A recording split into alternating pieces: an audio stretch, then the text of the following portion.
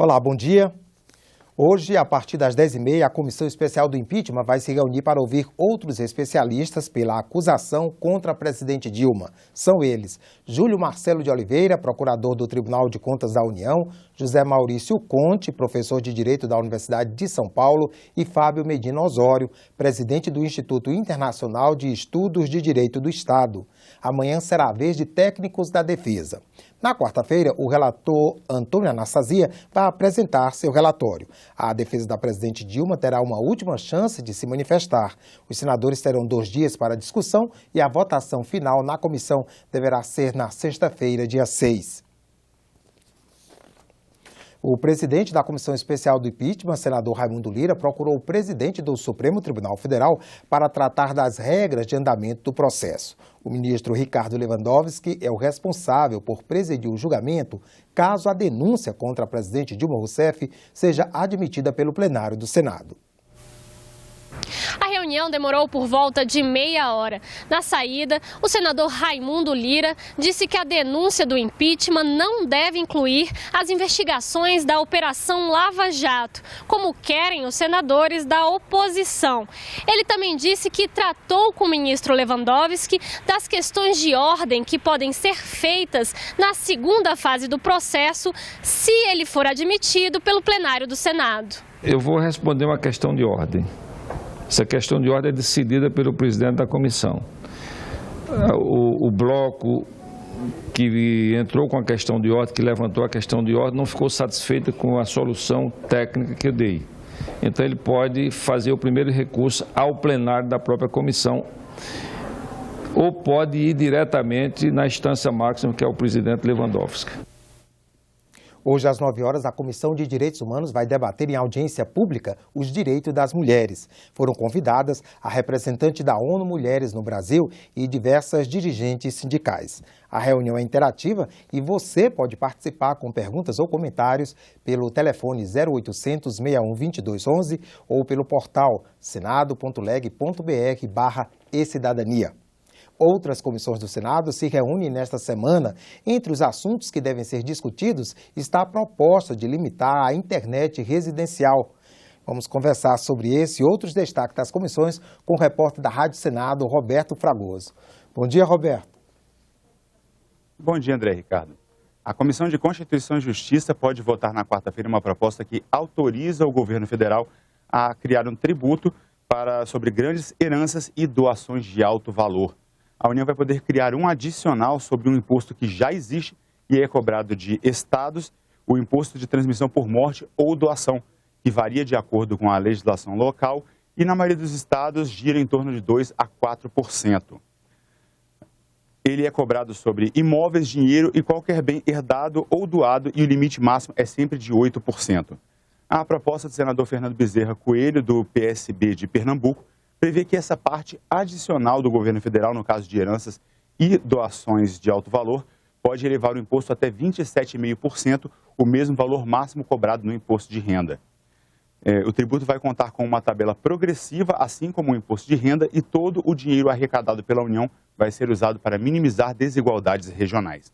E o Senado vai ter 2 audiências públicas importantes nesta semana para debater os direitos do consumidor.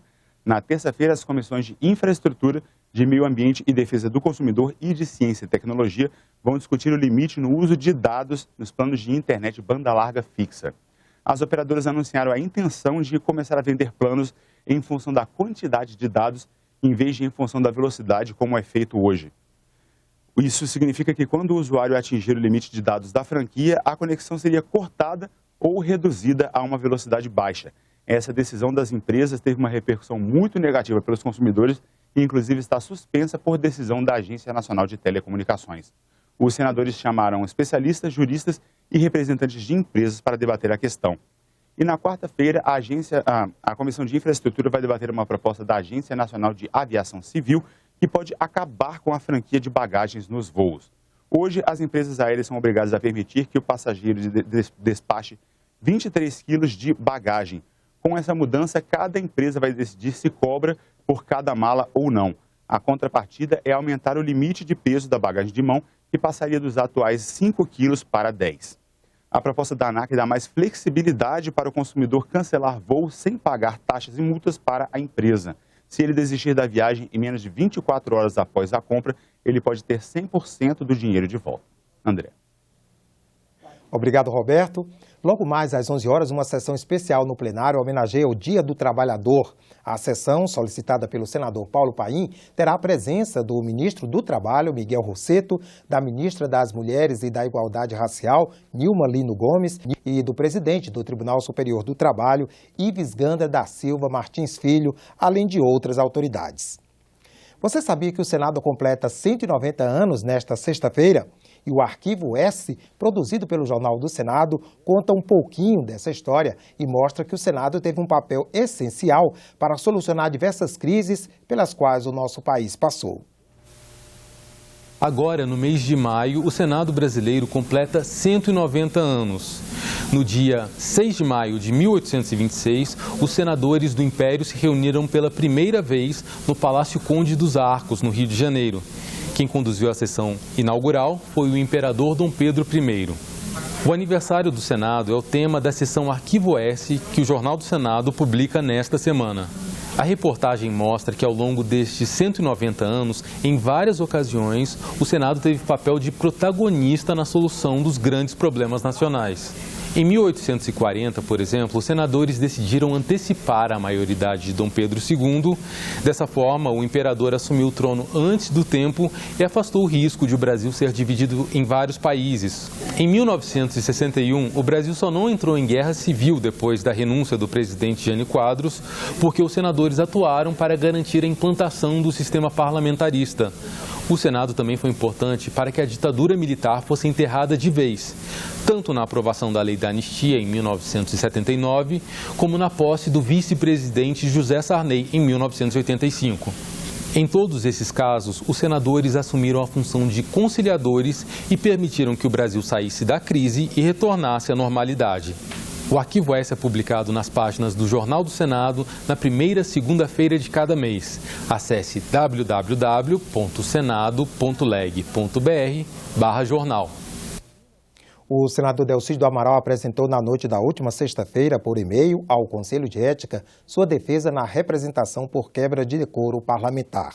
Delcídio foi preso no final do ano passado por determinação do Supremo Tribunal Federal, acusado da tentativa de obstrução da Justiça. Foi solto 87 dias depois, após negociar um acordo de delação premiada. O relator do caso no Conselho, o senador Telmário Mota, deve apresentar parecer em reunião amanhã à tarde. Delcídio, que não compareceu a 4 convocações para depor, ainda poderá fazer sua defesa oralmente após a apresentação do relatório. Você acompanha outras informações nos boletins do Senado agora. Obrigado pela audiência e fique com a nossa programação.